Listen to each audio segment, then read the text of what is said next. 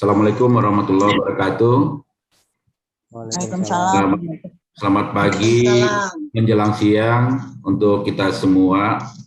Salam sehat untuk kita semua, Bapak Ibu sekalian. Pertama-tama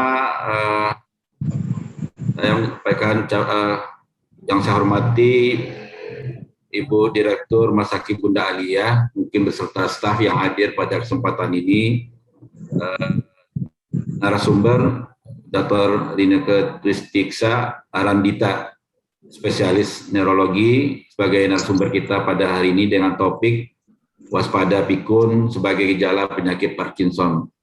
Kemudian yang saya hormati juga ada Koordinator Wilayah ALZI Depok, Ibu Insinyur Runanti Sianipar, MPH. Selamat sehat Bu Runanti ya. Mungkin beserta anggota ALZI yang hadir kesempatan ini juga. Kemudian saya hormati Ketua LLI Kota Depok, Pak Sumadi, mungkin hadir juga kesempatan ini beserta anggotanya. Yang saya hormati Ibu Ratna Sari dari komunitas Dahlia Senja nih, Cenere, Limo ya. Bu Ratna, sehat selalu Bu. Yang saya hormati juga orang tua kita nih, Pak Yuyun Rasa Putra, alhamdulillah Pak Yuyun masih sehat. Ya, beliau juga sebagai penasihat Pergeri Kota Depok ya.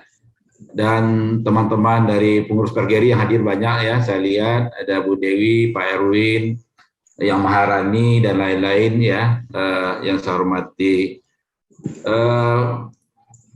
Tentu puji syukur kita panjatkan kepada Allah Subhanahu wa taala, Tuhan Yang Maha Esa.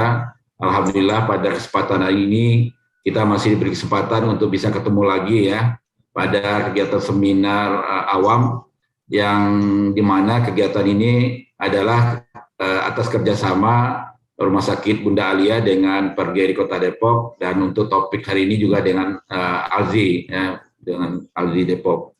Ya, mudah-mudahan kita berharap seminar yang saya tidak salah ini udah keempat kali ya Bu Dewi ya, ini seminar yang keempat kalau saya tidak salah. Kita mengadakan seminar awam ini dengan Rumah Sakit Bunda Alia.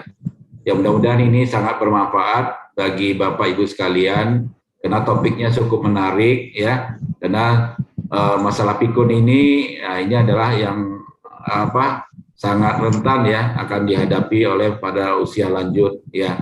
Nah, untuk itu mungkin dengan ilmu nanti yang akan diberikan oleh Dr. Rineke nanti, mudah-mudahan kita bisa menghindari mungkin trik-triknya, kiat-kiatnya agar kita terhindar dari kepikunan ini. Ya, ini suatu masalah kesehatan yang memang dihadapi para lansia khususnya.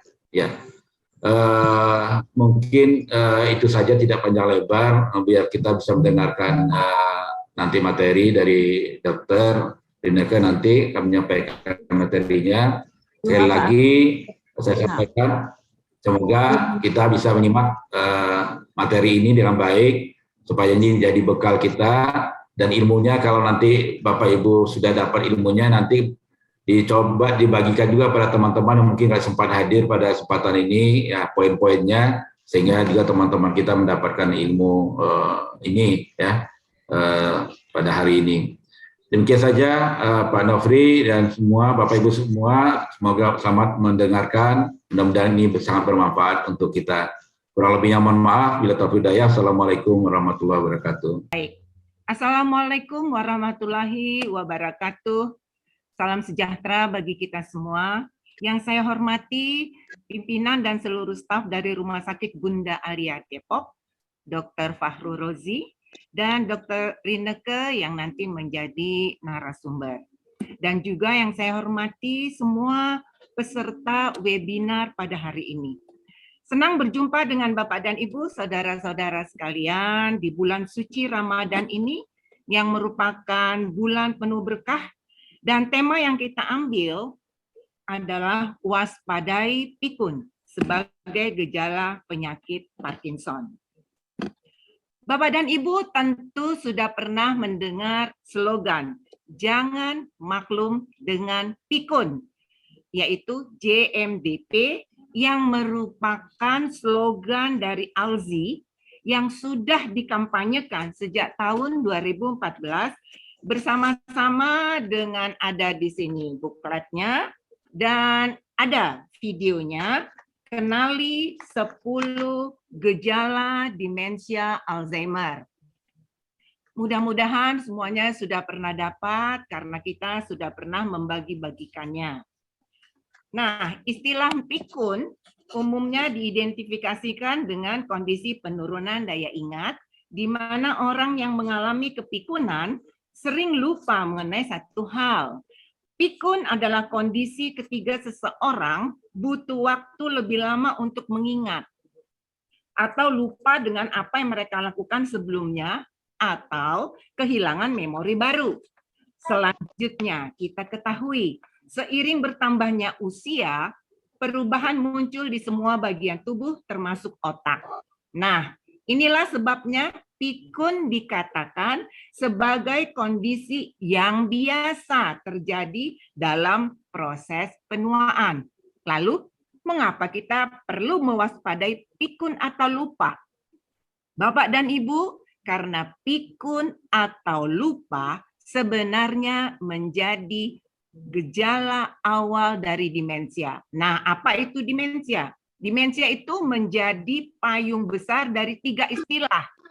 Yang satu istilah pikun, kedua istilah demensia, ketiga istilah Alzheimer. Istilah demensia sebetulnya teridentifikasi sebagai sebuah sindrom, di mana sindrom adalah sekumpulan gejala yang saling terkait dan timbul bersama. Dalam hal gejala yang timbul disebabkan oleh kegagalan fungsi otak, yang akan memberikan dampak yang cukup berat, cukup besar pada kehidupan seseorang terkait kemampuannya, perilakunya, dan kepribadiannya. Nah, demensia itu dibagi banyak jenisnya. Salah satunya Alzheimer. Demensia Alzheimer lah yang sering menjadi pokok pembahasan karena penyebabnya berkaitan langsung dengan faktor utama, yaitu usia. Demensia lainnya yang nanti akan disampaikan oleh Dr. Rineke, demensia Lewy body, yang sering memiliki gejala Parkinson. Maka kita perlu mewaspadai pikun sebagai gejala penyakit Parkinson. Mengenai penyakit Parkinson akan dibahas lebih lanjut oleh pakarnya. Kami mengajak para masyarakat, generasi muda, agar tidak menganggap kepikunan sebagai penyakit yang biasa, yang kita maklumi sebagai hal wajar. Padahal keadaan ini banyak terjadi pada orang tua. Dapat kita bayangkan, kalau itu dianggap wajar, maka akan banyak kasus demensia yang terlambat ditolong. Jangan lagi berkata, maklum, segeralah melakukan pemeriksaan ke dokter bila ditemukan salah satu dari 10 gejala umum demensia Alzheimer. Nah, 10 gejala itu banyak. Secara cepat saya bisa katakan ada gangguan daya ingat, sulit fokus, sulit melakukan kegiatan yang familiar, disorientasi, kesulitan mengalami fisiofasial, gangguan berkomunikasi, menaruh barang tidak pada tempatnya, salah membuat keputusan, menarik diri dari pergaulan, dan perubahan perilaku dan kepribadian. Nah, mari kita buat checklistnya. Kalau kita ketemu ada 1 atau lebih dari gejala ini, lanjutlah untuk deteksi dini. Jadi yang tadi adalah deteksi diri sendiri, mengecek 10 gejala tadi. Kalau sudah ada, maka lanjut deteksi dini, itu harus dilakukan oleh dokter syaraf. Dokter Rineke tentu bisa untuk melakukannya. Karena pikun paling sering disebabkan oleh Alzheimer, maka penting untuk kita tahu cara-cara pengurangan risiko Alzheimer. Caranya adalah yang sudah kita kenal dan sudah kita sebarluaskan adalah dengan cerdik. Cerdik secara cepat bisa kita tahu, cek kesehatan rutin termasuk fungsi otak, enyahkan rokok, rutin aktivitas fisik, dan spiritual serta simulasi otak, diet seimbang, istirahat cukup, dan kelola stres dan bersosialisasi. Nah, Bapak dan Ibu, risiko terkena Alzheimer bisa dikurangi dengan menerapkan pola hidup sehat tadi. Berolahraga rutin, konsumsi makanan dengan gizi seimbang, berpikiran positif, dan beraktivitas secara produktif. Berbagai kegiatan bermakna untuk meningkatkan pengetahuan dalam melawan pikun menjadi pilihan utama. Kami sebagai komunitas peduli Alzheimer, inilah yang menjadi kita punya tugas utama, yaitu semua kegiatan melawan pikun.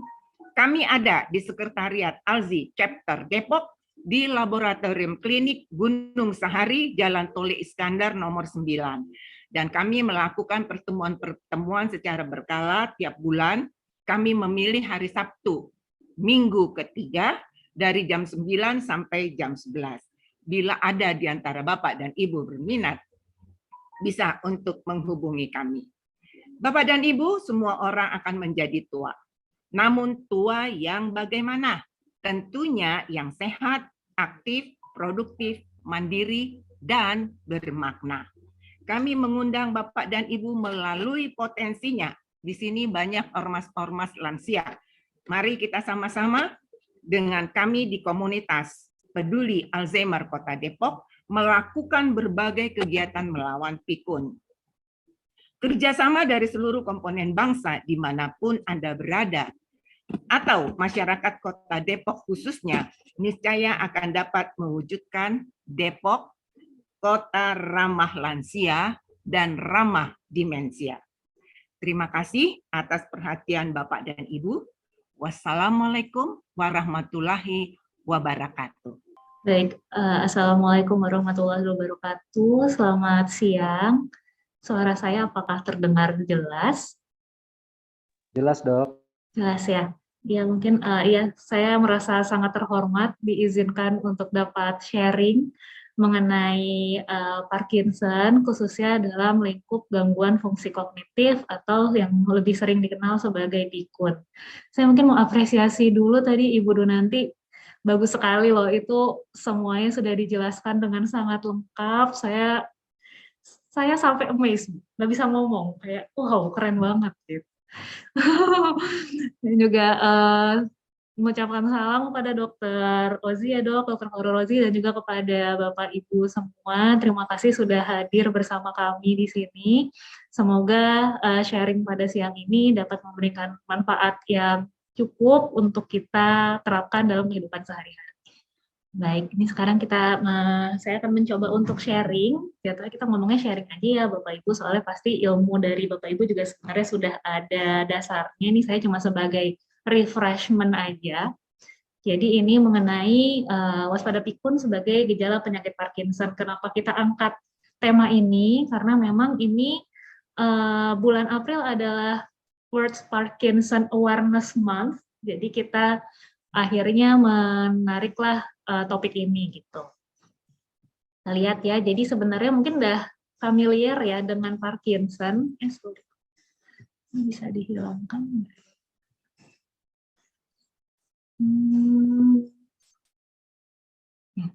Jadi mungkin Parkinson saya refresh sedikit. Jadi Parkinson itu sebenarnya adalah suatu penyakit neurodegeneratif. Jadi dia penyakit saraf yang sifatnya akibat penuaan dari saraf yang menimbulkan suatu gangguan gerak. Awalnya dia hanya disebut sebagai suatu gangguan gerak dan memang sudah dikenal dari lebih dari 2 abad yang lalu. Gangguan gerak utama yang dihasilkan oleh Parkinson ini ada 3, yaitu adalah perlambatan gerak atau yang biasa kita kenal bradikinisia, kekakuan gerak atau rigiditas, dan juga tremor. Tremornya ini umumnya terjadi saat istirahat dan sifatnya salah satu sisi saja, jadi nggak langsung dua-duanya. Parkinson ini mayoritas ditemui pada usia 40-70 tahun, dan biasanya dia paling banyak di dekade ke-6. Dan ternyata ditemukan laki-laki lebih banyak dibanding perempuan, dan di populasi ternyata juga lumayan ya, nggak sedikit-sedikit banget, jadi sekitar 20 per 100.000 populasi. Gitu. Walaupun di sini dikatakan paling banyak ditemukan pada usia 40-70 tahun, tapi ternyata semakin berkembangnya penelitian mengenai Parkinson ini, ternyata pada usia dewasa muda pun sudah bisa ditemukan gejala dari Parkinson ini. Saya lanjut. Nah, ini sebenarnya sedikit aja, sebenarnya kenapa sih bisa terjadi Parkinson, tadi seperti yang sudah dikatakan ya, jadi memang ada seperti penuaan pada sarafnya, terutama di daerah ini, yang kita sebut di sini ada yang namanya putamen sama nucleus caudatus, ini di daerah sini, jadi sarafnya menjadi lebih cepat berdegenerasi atau lebih cepat mati di situ, sehingga menimbulkan gangguan di daerah sini yang merupakan pusat dari pergerakan. Sebenarnya apa sih yang bikin terjadi gangguan di sini? Dari penelitian-penelitian ada yang namanya badan Lewy, ini yang akan menyebabkan terjadinya proses degeneratif yang lebih cepat dibandingkan dengan orang yang tidak dengan Parkinson. Gitu. Sehingga akhirnya ditemukanlah gejala-gejala Parkinson yang sudah disebutkan tadi. Nah, ternyata setelah berjalannya waktu didapatkan ternyata Parkinson ini tidak murni gangguan di sistem motorik atau di gangguan gerak aja. Ternyata ada gangguan yang sifatnya bukan gangguan gerak atau kita sebut non-motor, itu juga ditemukan pada Parkinson. Di antaranya adalah ini, ada gangguan penciuman, ada konstipasi atau kesulitan dalam buang air besar, ada gangguan perilaku, gangguan tidur, tidurnya menjadi gelisah, ada memberikan gerakan-gerakan yang sifatnya agresif ketika tidur, dan yang akan kita bahas agak lebih banyak adalah gangguan fungsi kognitif. Gangguan fungsi kognitif inilah yang jika dibiarkan dan seperti yang tadi ya, seperti kita misalnya memaklumi seperti lupa sedikit nggak apa-apa, tapi ternyata hati-hati karena gangguan fungsi kognitif inilah yang dapat berkembang menjadi suatu keadaan yang disebut sebagai pikun atau demensia. Nah, seperti apa sih sebenarnya gangguan fungsi kognitif pada Parkinson? Ternyata setelah dilihat lebih dalam, yang awalnya gangguan fungsi kognitif ini umumnya ditemukan pada fase yang sudah lanjut, Parkinson yang fase sudah lanjut, ternyata sekarang dapat juga ditemukan pada fase sebelum gejala gangguan gerak itu muncul. Gitu. Jadi kita sebutnya adalah premotor atau fase sebelum gangguan motorik. Dan ternyata fase premotor ini bisa muncul dalam 10-20 tahun sebelum ditemukannya gejala motorik pada seseorang dengan Parkinson. Dan sifatnya macam-macam nih, Bapak Ibu. Jadi bisa dia merasa kok kayaknya jadi kurang fokus atau SCD. SCD ini adalah gangguan fungsi kognitif yang sifatnya subjektif. Jadi orang ini saja yang merasa kalau memang ada gangguan dalam dirinya, seperti kok kayaknya jadi lebih gampang lupa ya, kok kayaknya jadi susah fokus ya, kalau ngomong sama orang tuh gampang terdistraksi, seperti itu. Tapi ternyata ketika diperiksa, diperiksa ke dokter saraf misalnya, kita lakukan pemeriksaan neuropsikologi, hasilnya masih normal. Itu bisa terjadi. Atau sudah ada penurunan, tapi penurunannya tidak banyak gitu dari nilai normal seperti itu.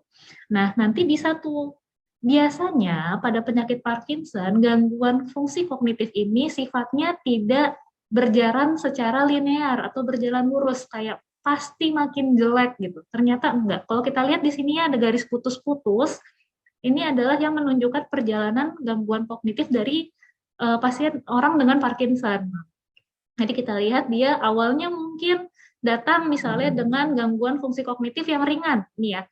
Lalu setelah itu didiagnosis dengan Parkinson, selama perjalanannya bisa saja nanti dia akan menjadi gangguan fungsi kognitifnya lebih ringan. Nanti naik lagi. Tapi semua ini akan berjalan dengan ada kemungkinan hingga mencapai ke fase pikun atau demensia. Yang harus ditekankan di sini adalah bahwa fungsi kognitif pada pasien Parkinson ini dia fluktuatif. Jadi jangan kalau misalnya kita sedang berobat nih ngerasa oh ternyata fungsi kognitif rasanya sudah perbaikan, terus kita berhenti. Jangan berpikir seperti itu. Jadi kita harus tetap melakukan deteksi, melakukan pengobatan, melakukan terapi non medis juga seperti berkumpul, bersosialisasi supaya tidak mencapai keadaan demensia dengan cepat. Lalu, nih ini seperti yang tadi sudah disebutkan ya, diulang-ulang, jangan malu dengan pikun. Sebenarnya karena pikun ini udah sering banget kita dengar di lingkungan kita, mungkin kayak ngomong, udah umur segini ya wajar lah lupa-lupa, ya udah usia segini seperti itu ya. Tapi itu yang malah menjadi jurang untuk terjadinya suatu demensia yang terlambat dideteksi. Sebenarnya apa saja sih gangguan fungsi kognitif atau gangguan ya kognisi ya pada pasien-pasien dengan Parkinson? Ini adalah 4 hal yang paling sering terganggu pada pasien dengan Parkinson.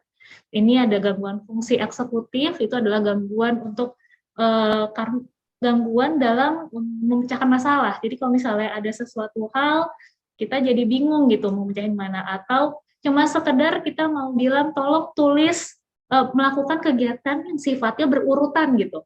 Melakukan kegiatan yang berurutan juga kalau kita mengalami gangguan fungsi eksekutif, itu pun akan menjadi suatu hal yang sulit. Seperti menyikat gigi, jadi bingung mana yang duluan ya, sikat giginya dulu, atau odolnya dulu, atau nyikatnya dulu. Itu bisa terjadi seperti itu. Atau juga melakukan kegiatan bertujuan. Kayak itu juga kadang dengan gangguan fungsi eksekutif ini menjadi sulit, seperti kesulitan dalam hal makan, minum, hal-hal seperti kejadian sehari-hari aja. Nah, gangguan memori ini yang paling sering diremehkan pada pasien-pasien yang mengalami Parkinson atau ya pasien-pasien lain juga. Jadi di sini dia sulit menerima informasi baru. Yang paling dominannya adalah sulit menerima informasi baru. Jadi seperti sudah diberikan informasi, ntar nanya lagi. Nanti kasih tahu lagi, nanya lagi. Atau misalnya ketika kita sedang berbicara, ngobrol dengan orang yang kita omongin, itu lagi, diulang lagi, karena kita mikirnya kita belum ngomong gitu. Jadi gangguan memorinya itu berulang-ulang. Gangguan visual spasial, ini kesulitan memposisikan diri terhadap ruang, misalnya pada orang-orang yang suka tersesat ketika dia mau ke tempat yang sebenarnya sudah biasa dia lewati. Jadi bisa tersesat. Atau misalnya kita berada dalam satu ruangan, lalu kita minta untuk mengambil suatu barang di suatu tempat, tapi kita nggak tahu karena kita nggak tahu posisi kita terhadap ruangan itu seperti apa gitu. Jadi ada gangguan secara visual spasial. Atau atensi yang kurang fokus, itu gampang terdistraksi ya.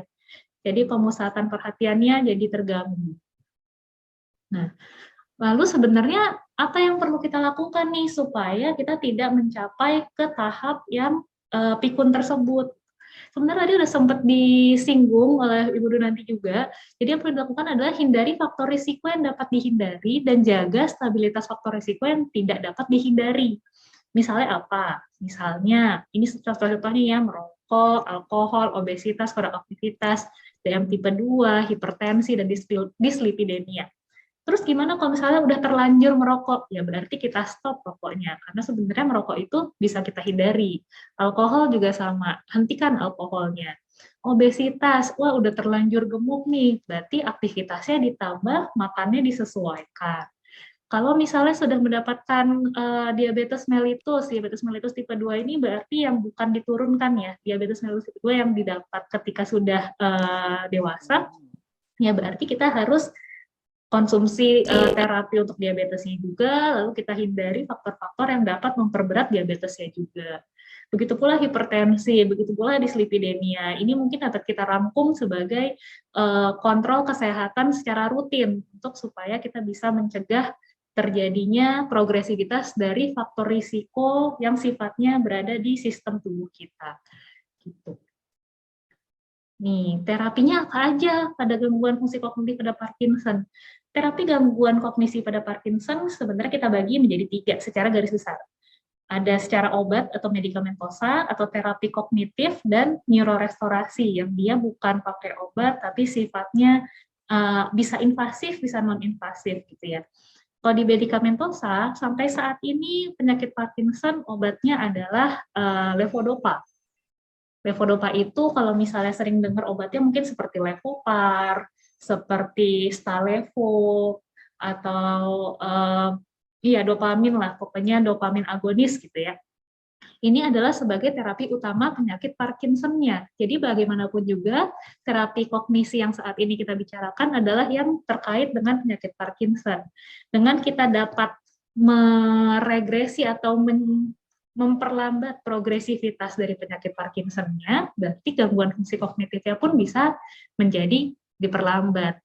Lalu kita juga menggunakan obat-obat yang untuk membantu percepatan terjadinya demensia gitu. Yaitu adalah ini di sini kita ada donepezil atau rivastigmine. Ini adalah obat-obat khusus yang diperuntukkan untuk gangguan fungsi kognitif pada pasien Parkinson ataupun pasien Alzheimer. Lalu untuk terapi kognitif ini sifatnya adalah sesuai dengan gangguan yang ada pada pasien tersebut. Jadi kita terapinya modifikasi gaya hidup saja sesuai dengan domain yang terganggu. Ini sangat baik jika kita bergabung dalam suatu komunitas seperti yang tadi sudah sempat disinggung juga ya. Jadi kalau kita berada dalam komunitas itu, kita memiliki program yang terus-menerus ada, diulang-ulang pada setiap waktu tertentu, yang itu tentu akan membantu otak kita untuk tetap seperti dalam tanda kutip berolahraga lagi sehingga dia bisa memberikan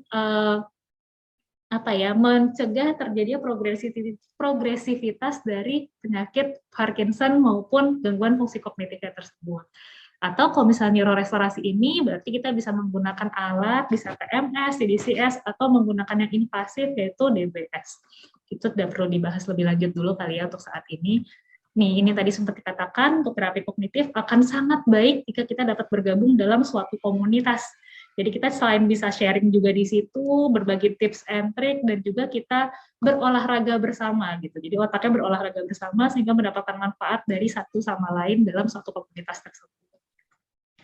Ini sepertinya slide terakhir saya. Jadi seperti perbaikan gaya hidup sebenarnya apa sih yang nggak boleh dan boleh dilakukan dan dianjurkan gitu untuk bisa sehat terus otaknya. Ini seperti yang kita lihat ya, ada do's and don'ts. Yang do's ini berarti yang sebaiknya dilakukan, kayak tadi makan makanan yang seimbang, jadi sayur buah, lalu juga untuk proteinnya juga harus cukup, kurangi makan makanan manis atau soda untuk mencegah terjadinya obesitas juga, seperti yang tadi sudah disampaikan. Aktivitas fisik harus tetap dijalankan, stop merokok, stop alkohol, cek jaga berat badan ideal, dan juga untuk cek berkala kesehatannya secara umum, baik tekanan darah, gula darah, kolesterol, semuanya harus dijaga karena semuanya akan memiliki efek jangka panjang terhadap otak kita semua. Iya, ini dia take home message dari saya. Jadi gangguan kognitif pada penyakit Parkinson dapat terjadi sebelum gejala motorik muncul, seperti yang tadi katakannya bisa 10-20 tahun sebelum fase motoriknya muncul. Yang paling umum adalah fungsi eksekutif, visuospasial, memori, dan juga atensi. Tapi semua ini dapat diperlambat progresivitasnya dengan menghindari faktor risiko serta tata laksana dengan pendekatan medikamentosa ataupun non-medikamentosa. Jika Bapak Ibu atau mungkin ada teman, kerabat, keluarga yang dilihat sudah mulai merasakan adanya gangguan fungsi kognitif, sebaiknya segera dilakukan screening untuk memastikan apakah ini merupakan sesuatu yang normal atau harus kita tindak lanjut lebih dalam lagi. Baik, terima kasih. Ini terakhir dari saya, semoga bermanfaat. Jadi kalau untuk penyakit Parkinson ini sebenarnya kapan sih kita harus berkonsultasi seperti yang sudah disampaikan ya Pak. Jadi sebenarnya ketika belum ada gejala motorik seperti yang tadi ya, waktu seperti tremor, seperti kaku-kaku, atau seperti gerakan menjadi lambat, tapi memang sudah ada keluhan sering lupa, atau sulit fokus, atau kadang melakukan aktivitas yang sebenarnya sering dilakukan, tapi ternyata sekarang menjadi kesulitan gitu. Itu menurut saya sudah menjadi suatu tanda untuk dapat kita lakukan pemeriksaan lebih lanjut. Kenapa? Karena seperti tadi, bisa saja kalau gangguan kognitif yang saat ini itu mendahului gangguan motoriknya yang berikutnya. Jadi secepat mungkin dilakukan screening akan semakin baik. Apalagi kalau misalnya Parkinson ini sudah banyak ditemukan juga pada pasien-pasien yang usianya di bawah 40 tahun. Jadi memang semakin cepat diperiksa, semakin cepat di screening akan semakin baik. Lalu, apakah Parkinson ini dapat memberikan suatu komplikasi ya tadi ya Pak Robi ya? Pak Rizky Pratomo.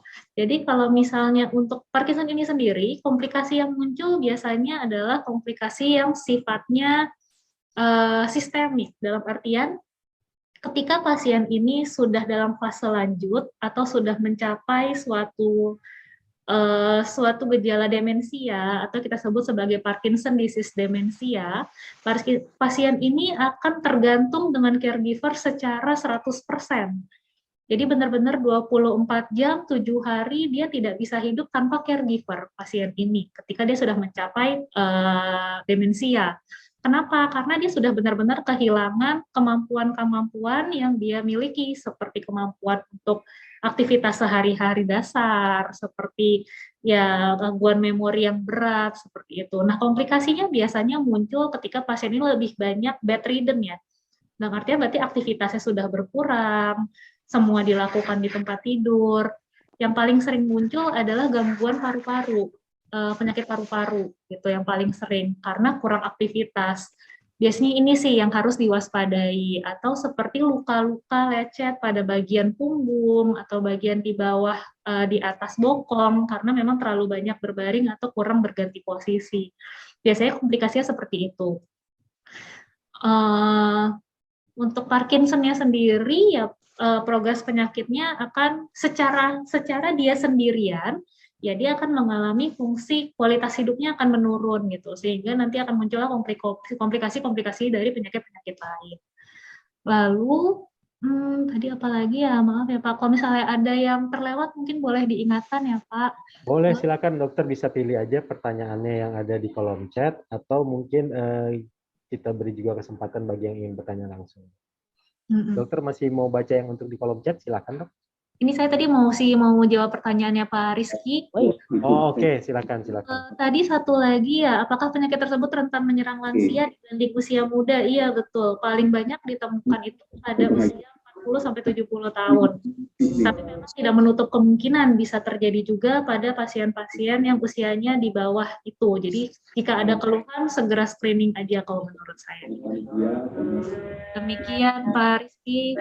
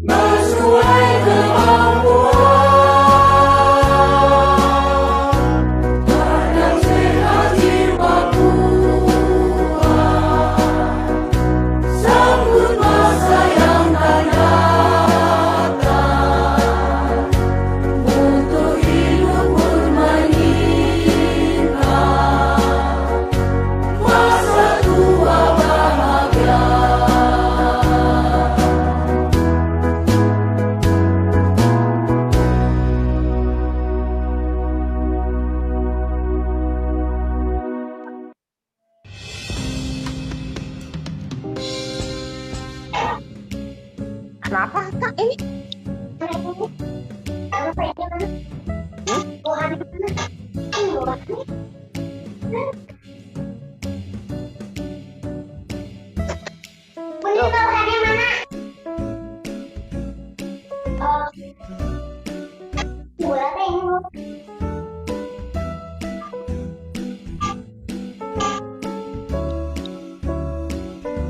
Itu kenapa yang merah mau dikemanain?